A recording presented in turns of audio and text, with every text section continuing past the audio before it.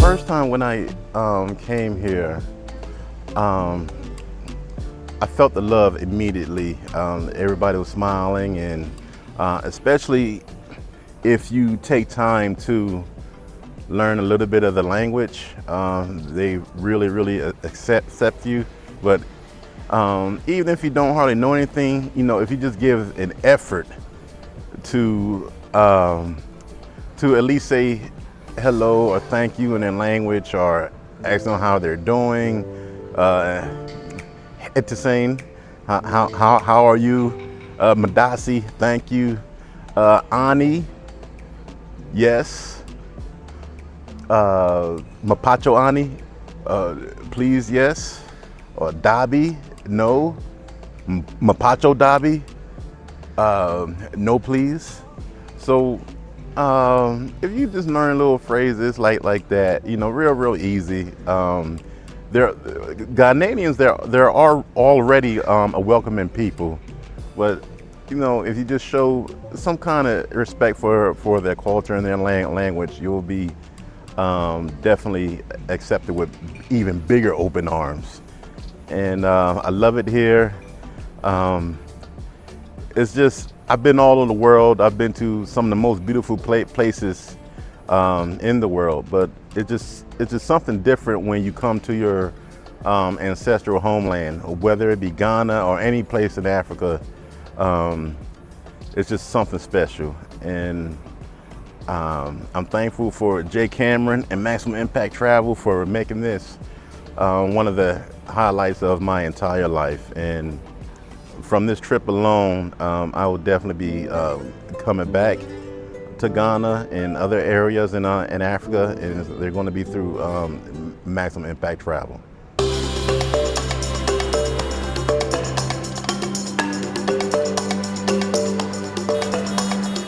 Hey, what's happening, everybody? I'm here at the Kwame Nkrumah Presidential Mausoleum in the heart of Accra, Ghana, and one of the most interesting things about Dr. Kwame Nkrumah is his story and how he was able to lead what was formerly known as the Gold Coast to independence and form the country we now know as Ghana. And what many are learning and understanding is that as a result of the Berlin Conference, Africa was chopped up into different territories, but they weren't actually countries until later into the 20th century.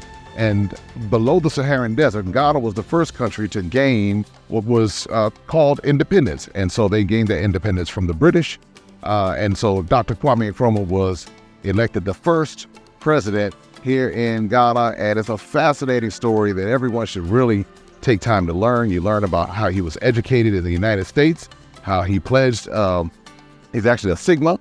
And so then how well-traveled he was and how many different friends and associates he had throughout the world. So the story of Dr. Kwame Nkrumah is one I believe everyone should learn about. And when you come here to Accra, Ghana, we'll make sure that you get a chance to learn it right here at the Dr. Kwame Nkrumah Mausoleum in Accra, Ghana.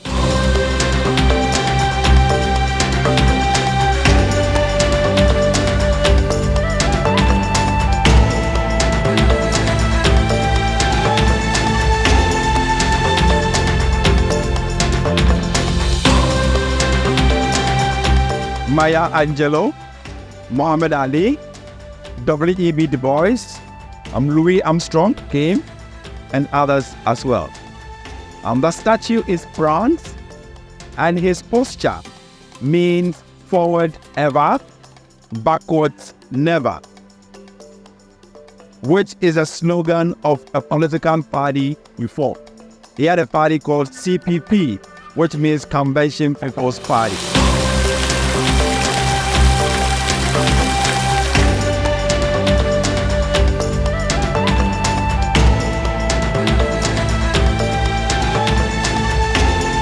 Freedom Wall. This is just to show that, after all, he was a human being.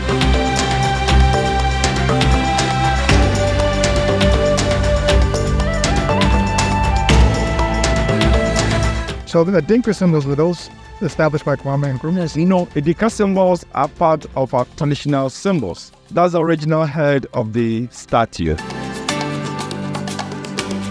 It was only 2009 that it was returned. We lost it for all these years. From up to the base, the shape looks like a tree stump. It's like a tree growing, but then cut up in the middle. One meaning is that he couldn't finish what he was doing for us before he was overthrown. So it's buried down there, and we believe he's resting under a shade of a tree. Go to the mausoleum, pay our respects, and then we can wrap up.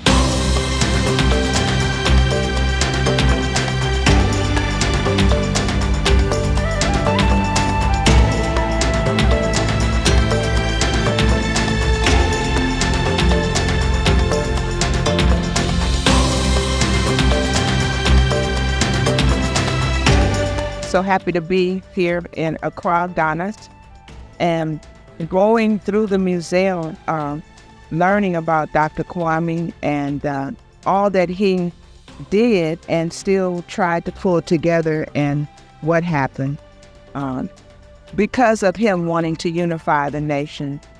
It upsets me that happened like that because it's still going on, but I'm happy with the strides that he made to bring Africa together. Hi, my name is Deshawn Rare, and I am at the Kwame Nkrumah Museum on a tour with Maximum Impact Jay Cameron. You gotta do this tour. This was very emotional. I had already knew a little bit about Kwame Nkrumah before coming here, but I learned so much more and what he meant to Africa and making Africa like a literal global country and just bringing the African continent together. And he really wanted to use the resources and everything. And just great. I learned so much in this museum about him, his speeches. I learned about all the American leaders that came over to the country and the relationships that he had. It was an amazing, amazing time. I have a range of emotions, sadness, a little bit of despair, just great sadness, because I know the history of Kwame Nkrumah. He was a great man. He was trying to unify Africa, and 22 African leaders have been assassinated, in part with the help of the United States and European countries. We need to know who we are. And when you know who you are, it's empowering.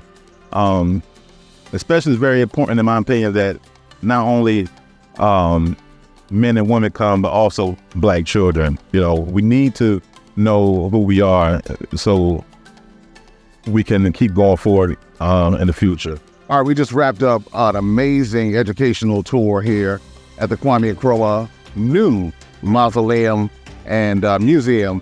Again, I highly recommend that everyone come, stop by here, and learn more about the history of Ghana, which also ties into the history of a lot of other countries that have led the fight towards colonial independence. And so that's what you learn here. There's a lot of activities, a lot of music, a very festive vibe, and it's a must-see when you visit Ghana with Maximum Impact Travel.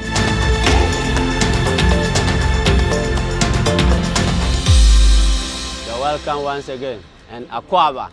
Now we are coming to give you Akwaba music. So after this, then you also have the basic of drumming.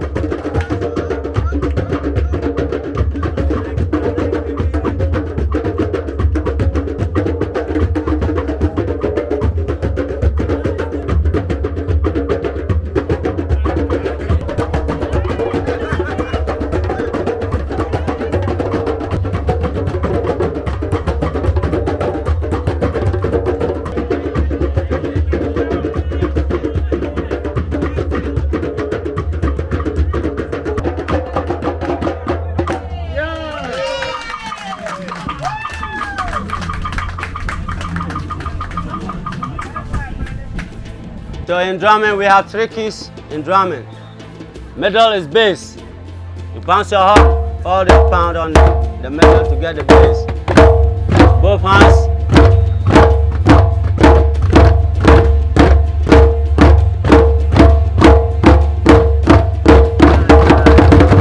So we have open, half of your fingers. That's open. You flex your hands on the drum, the edge.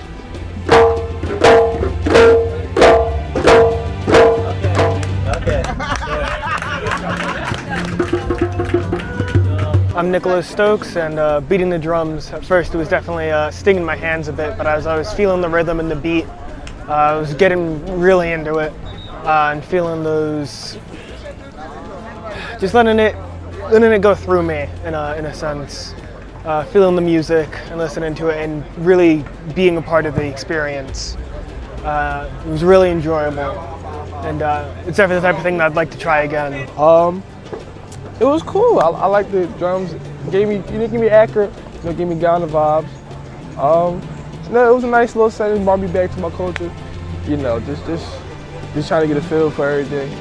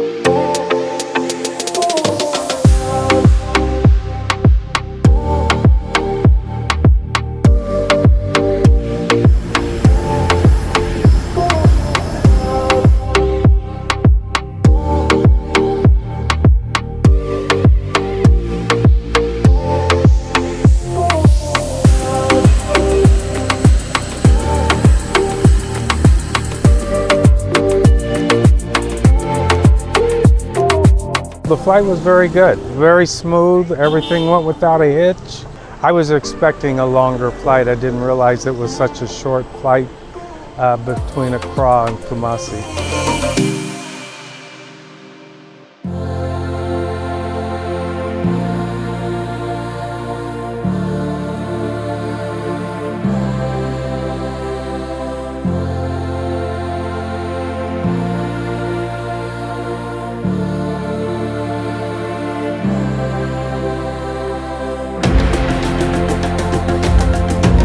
My name is Leah. And my name is Nathan. And I had a very limited knowledge of what was being presented today.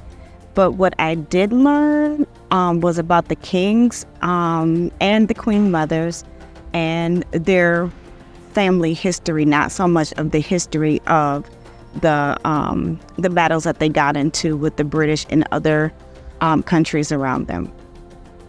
So I learned a lot about the Ashanti people. I had heard of them, but I didn't know of them as being such a powerful, strong, warring tribe in Africa. The other thing is the power of the women within the Ashanti. I think in regards to the queen mothers really holding the power and really making some really tough decisions that put their people in a great place. I would like to know more about the divide and conquer. I would like to know more about that and how the person presented it. It created Ghana. So I would like to know the history of how that happened. And we don't know that because this is our first. We didn't learn that in school in the United States. We just had an overview. So, yeah. Well, I think there's a lot more information to learn. So this is kind of a good starting point, but the Kam people, the Ashanti, the Santi, the Gold Coast, all the things, how Ghana kind of comes together. Yeah. But continuing, so this kind of started that kind of interest, and now it's what can we learn more about that even as we kind of continue to explore on this trip.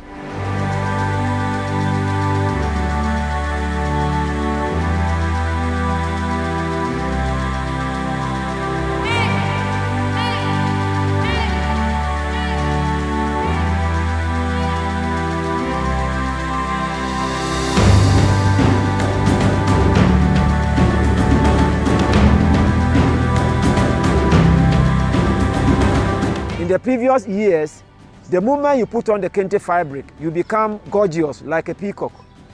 And in the local dialect, gorgeous means Kente. So Kente is derived from the word gorgeous or Kente. So in the olden days, Kente was reserved only for the king.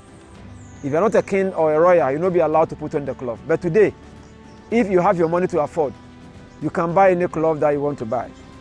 Kente is a visual representation of history, philosophy, ethics, and shared values, a powerful cultural symbol and a source of pride, both for Ghanaians and the African diaspora. So the cloth chronicles the local history, which reflects the cultural value of the people. It portrays our culture. It is a medium of communication. For example, if you want to carry a message without writing it or open your mouth, you can do so by using the designs. Let's assume if I love you and I feel shy to open my mouth verbally, I can just present to you a type of design. So the moment you see that particular design, it tells you that I love you. And if I hate you, that same process. This is also called a beater. I have with me here a shuttle inside the bobbin. So now into the beater, and then we start the actual work. So now I wanted to show you how to weave the simple one. So it will be like this.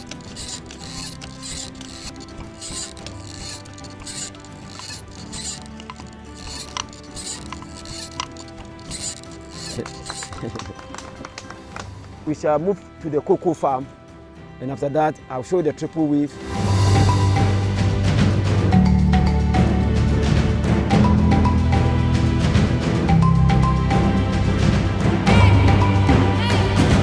Cocoa powder. This is a raw powder, no milk, no sugar. So those of you who wanted to prevent hypertension, diabetes, early in the morning, before you take your meal, you just need a warm water, about half a glass. And then you take just 2 teaspoons of this one, you stir it. Remember, no milk, no sugar, you take it raw. So by taking this for about a month or more, you become very strong. It's very difficult to have either hypertension or diabetes. And please, we also have cocoa butter for the skin. Yeah. Oh, for that one you can try. You want to try? That's the cocoa butter. Gina. Very good. Very good.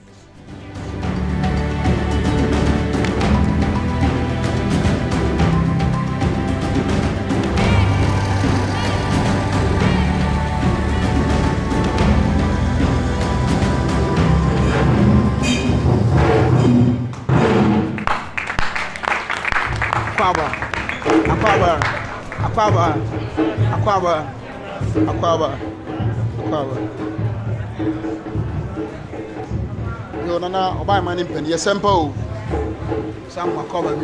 One of the most important ceremonies in Ghana, especially in Ashanti, is the naming ceremony. It's something that we don't play with it at all. Why am I saying this?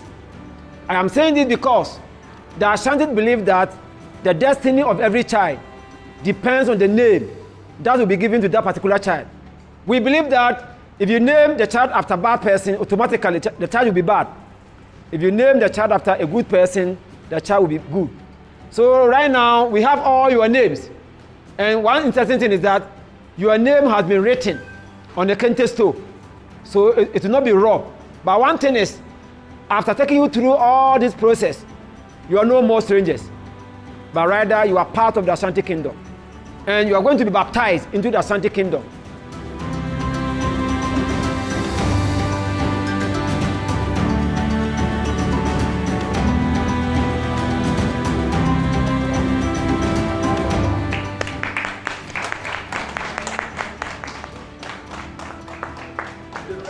So from henceforth, your Kwabena Yabua, that is your name.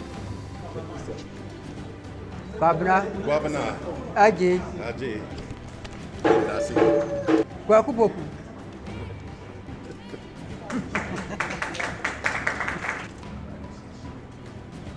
Thank you very much. Okay.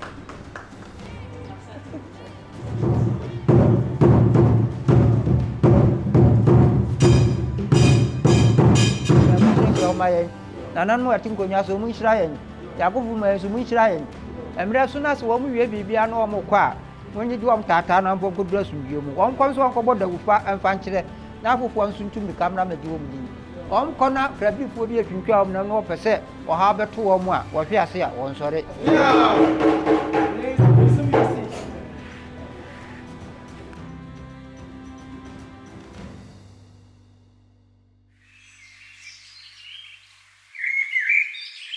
Aburi Garden is among the 1,600 botanic gardens in the world. It was established by the British in the year 1890. It covers a total land area of 160 acres. That is the size of the garden. It has its main activities, which includes horticulture training, scientific research, plants multiple cases, environmental education, and then managing natural reserves. That is the main activities of this botanic garden. So we're going to walk around for 40 minutes in the garden. So you're going to see different species of trees.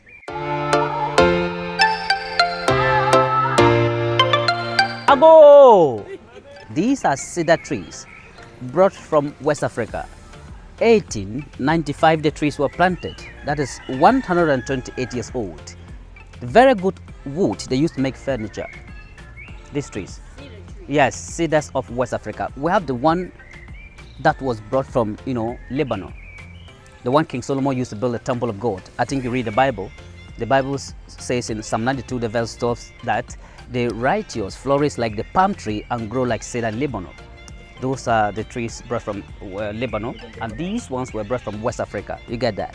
Now, there are other plants grown on them called sucker. Look at the sucker coming down. Can you see that? This is what we call sucker. It's a relationship between two species, plants and animals, in which one benefits at the expense of the other one. That is what is meant by sucker. Ago. Now you look at this one here. The outer one, please. The outer one here, the outer tree is this parasite. You see, it has engulfed the cedar inside. So the cedar starts rotting and is falling out. Can you see that? Very soon, everything is going to come out and inside will be hollow. Do you quite understand? So the one that's coming down is going to wrap it like this around and then eventually kill the cedar inside. The landlord is dead. The squatter has become the owner. This is what is happening in real life. You see that?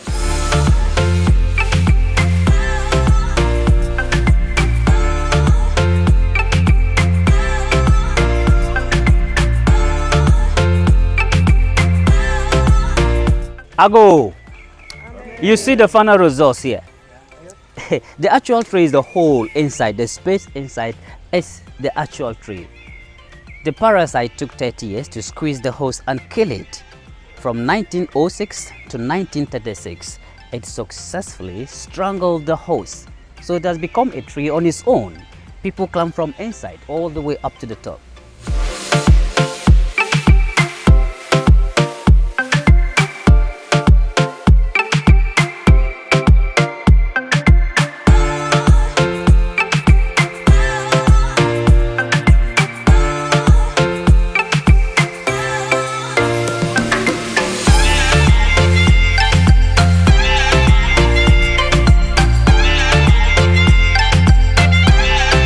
The trees to me are majestic. I haven't seen any trees like that.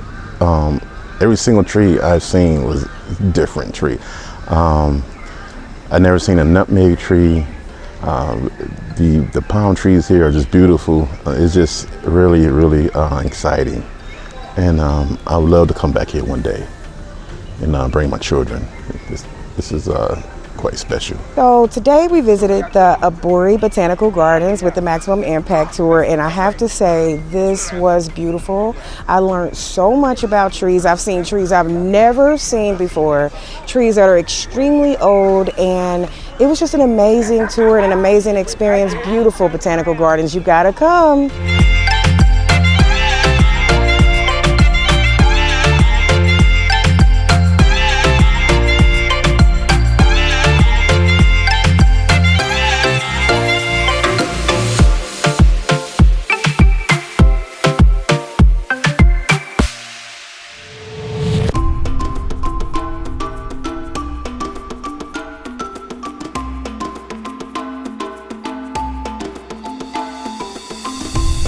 Ago! You're welcome to the central region of Ghana, a St. Manso slave market and a riverside. Whilst we were growing up, our parents taught us to love. They told us to love everyone, irrespective of where that person is coming from. So sometimes in my little corner, I ask myself, what went wrong? Is it because of greed? Or is it because of selfishness? This topic has become a very sensitive one. You want to know why I sold you. I also don't want to talk about it. And I am the same person that is telling you to come to me, but you are my brother. It can never be possible.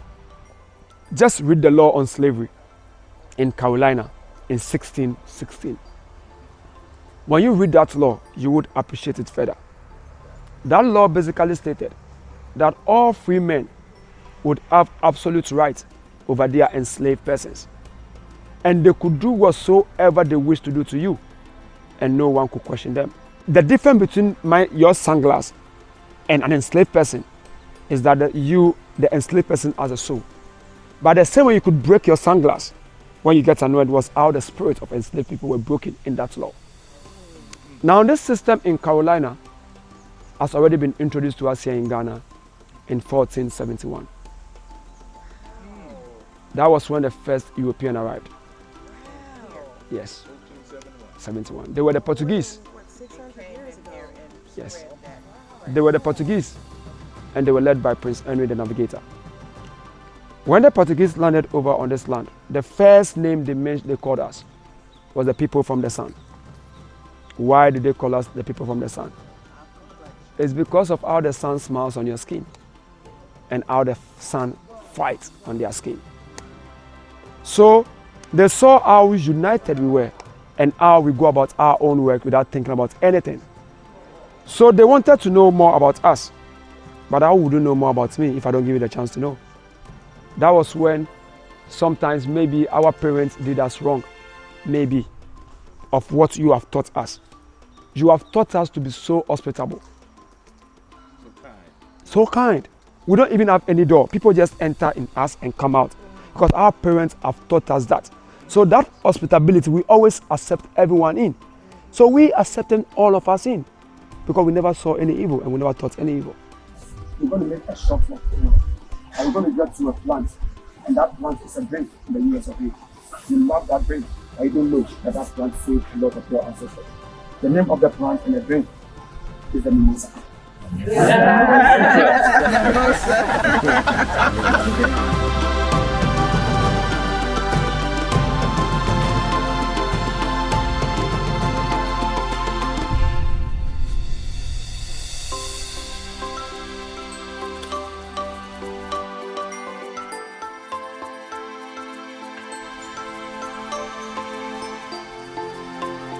The sound of the river. It is not just sound of the river.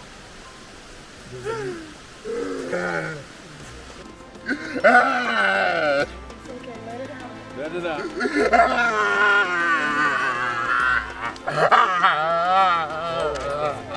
All right, Tony. All right. I feel what you're feeling. Yeah, we feel it all. I feel it.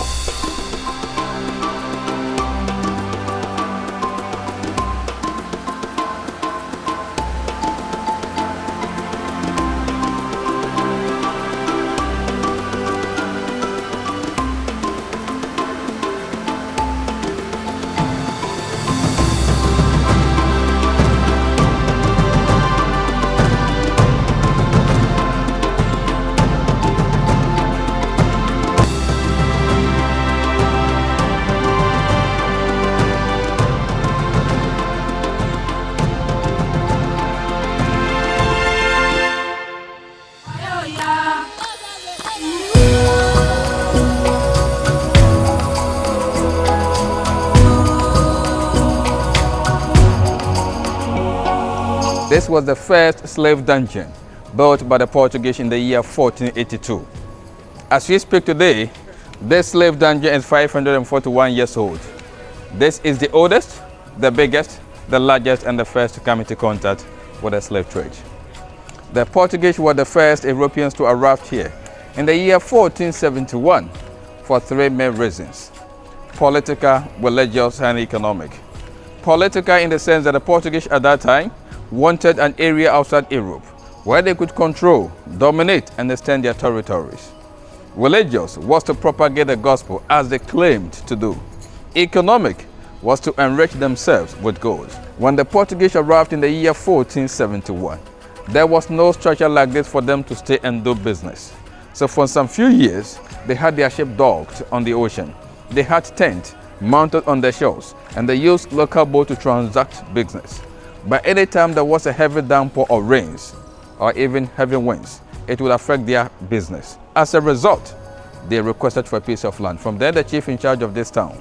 But their request for a land was turned down by the chief, or was denied totally by the chief. He said, I quote, "It is better for people to be good friends when they are living apart than when they are living together." And that was a powerful statement indeed, because he never knew how the future may turn out, but he was able to make such a bold statement.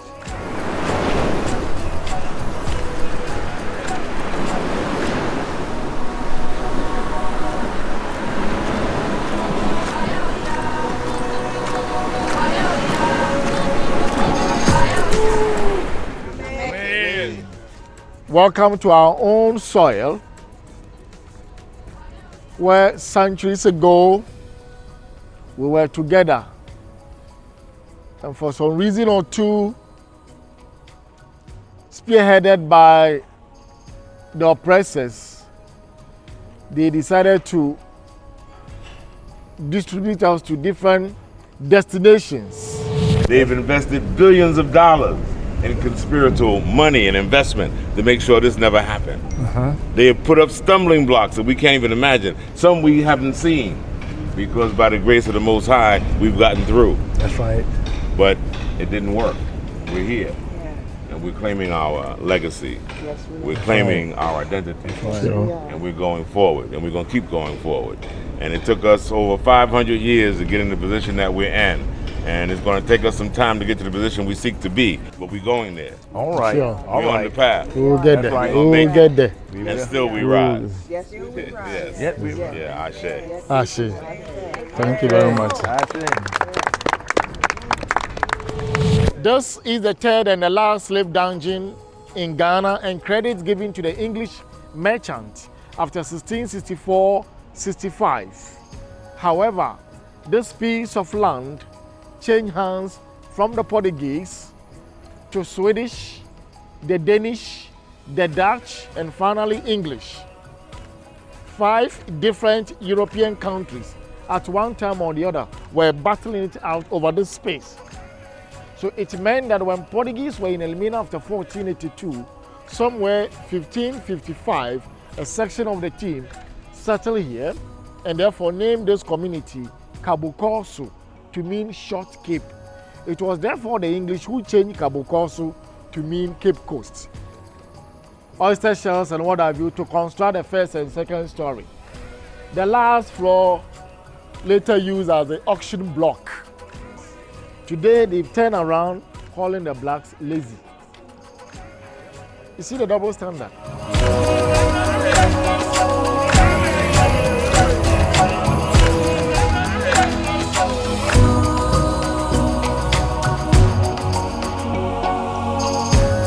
Thus, the male dungeon, and believe you me, above the male slave dungeon was the church. And this was the church. I know you are shocked. The same thing President Barack Obama expressed shock 14 years ago when he visited the late President Mills. And this is a plaque he unveiled.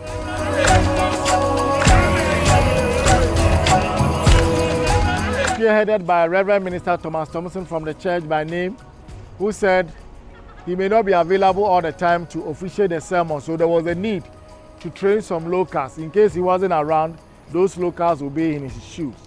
4 years in England, Thomas William died, and living Philip, the former, he survived, attended a school at Oxford, where he studied theology education. After ordination, he came back to the castle to continue, first Ghanaian African to have been ordained into priesthood in the Anglican Communion. This man. The top among the 3 was soldier man C.B. Whitehead, Esquire, shot dead when English Dutch were fighting on our land. 38 years. And this George McLean, who ensured that the tunnel we're going to see any moment from now was closed, never supported slave trading, went ahead and established the court of justice on our soil up there. So I put you before the law courts in Ghana. Credit was given to this man to have initiated it. Also died of malaria attack, age 46, president of the London Merchants. Now listen to this. When he was on duty, the wife, Letitia Elizabeth London, came to say, hello, my dear sister Ajua, I've missed you. Only to see that McLean had another woman to his side. Letitia was said to have felt jealous, insecure, and exactly 2 months later, she poisoned herself in the castle. She was found dead in last 2 windows up there that it is open. Around her was a bottle of liquid. They took it to the lab and it was acid.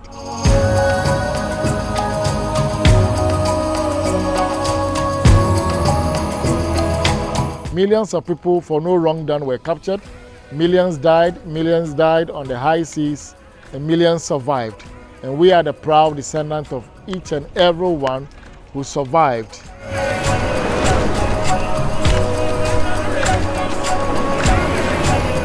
What is interesting to me is the first thing that we saw was the last thing that the enslaved people would have seen, because that's when they got onto the ships and were taken away. This is my second time around. I don't remember seeing that hole. That was breathtaking. This is something that I don't think any of us could have possibly imagined. That's why it's so important that we see it. It's hard to call it excitement.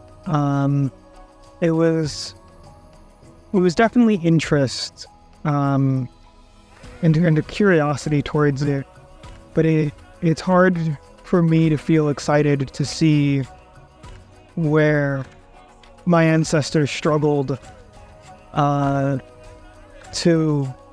go through the days. I'm happy I came, and I'm happy I know the experience and the story, but it's hard to say that I'm excited to be here. I've been loving Ghana, but the struggle is all here. I can see all the pain, and it can be hard to look at, but I need to look at it. I'd say you definitely need to experience it. I feel you need to experience the whole world in general, but everything you see about Africa and Ghana on the news is just a minute part of what it is. Country's beautiful, the people are great, and the history here is the true history, not what they're teaching you in schools and everything. This history is real and raw, and it hurts, but you can really learn something from it, really experience something that I think everyone should experience at least once in their life.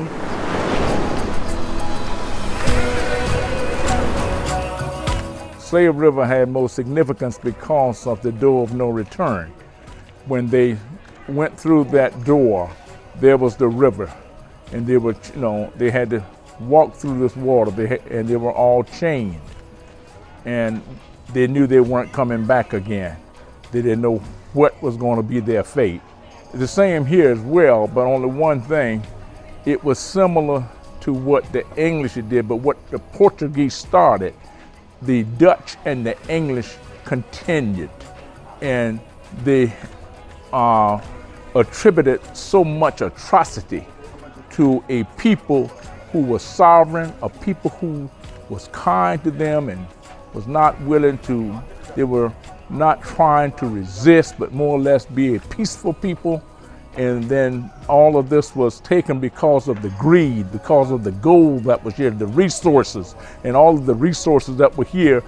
The European took it and for their own gain and their own greed, and tried to make a people feel that they were worthless. They tried to make us feel that we were insignificant and we did not have a voice to do anything with. In other words, they took everything from a docile people that was trying to help them. So, but I feel more stronger to Slave River. Persons who have not come here to Africa and to Slave River, they need to come, especially Afro-Americans. They need to come and see what their ancestors had to go through or endure for us to more or less enjoy what we do now in this United States of America. But through it all started in Mother Africa. And they need to come and see what our foreparents went through for them to be where they are.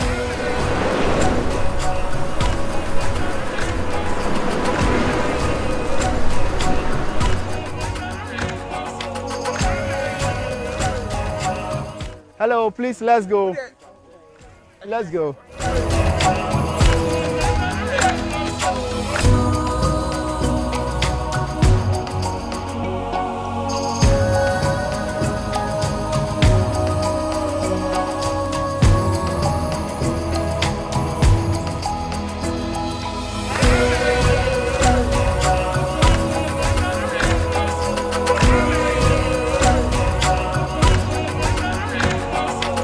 It was 9 years ago I did it, and I did better this time, and I'm 9 years older. To experience it is very freeing.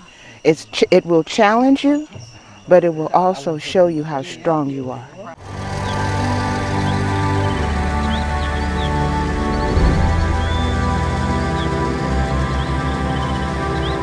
So we have 3 types of bush cats in this park. We have the civet cats, we have the several cats, and then the genet cats. These two are bushback antelopes. That's what they use for the Aburi festival. We have the bushbacks and then the daika. The Maxwell daika is the smallest in all the antelopes. And this is the skull of a zebra. We have the zebra that died. So the zebras are heavy grazers. So if they are dying a natural death, they lose their back tooth before they die. Yes.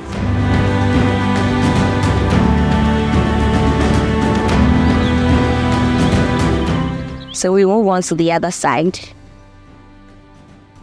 So the box you're seeing there is just a display of how archaeologists do excavation. So archaeology is simply the study of past history through excavations. And the museum was built in collaboration with the University of Ghana, Department of Archaeology. That is why you're seeing all this archaeology stuff here.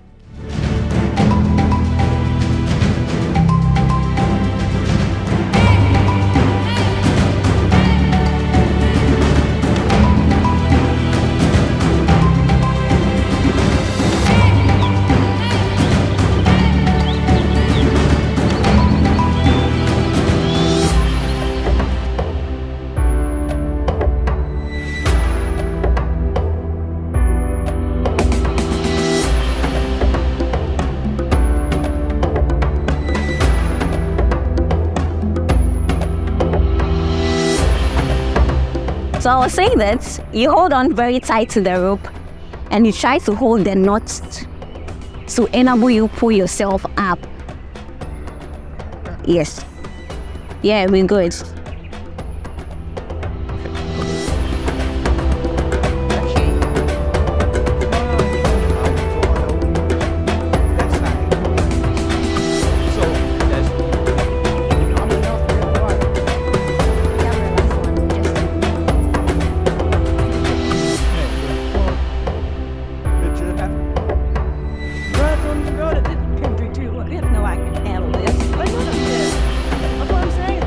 Absolutely.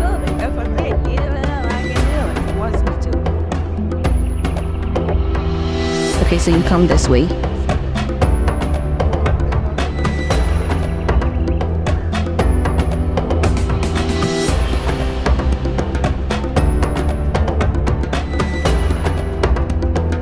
Okay, this way. All right, this way.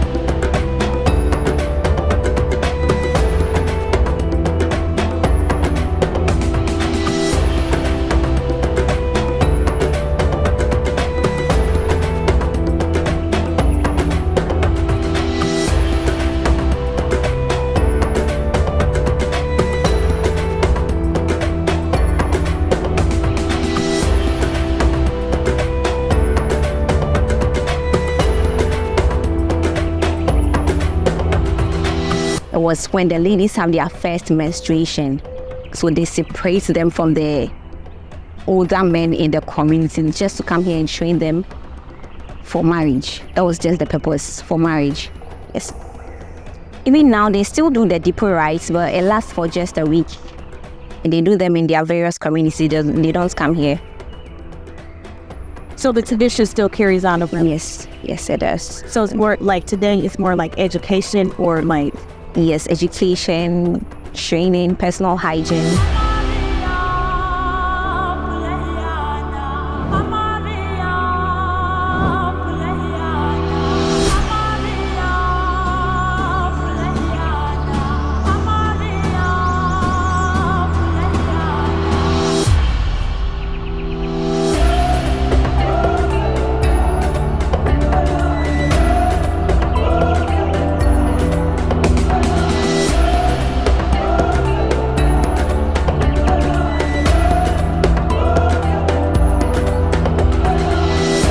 That was a fantastic experience. Yeah, it's nice because I hike at home, and so this was kind of similar to what I normally do, which is great. I didn't have right shoes on, but that was okay. But it was just a great experience to climb up the rock and hold on to the ropes. It was very safe. I felt very comfortable doing that. But when you get to the top, it's an amazing view of the entire terrain and just shows you how green Africa actually is. Because I think us in America have a tendency to think that it's, dry and more desolate and things like that. But this is absolutely beautiful. Almost looks like a rainforest. It's so gorgeous.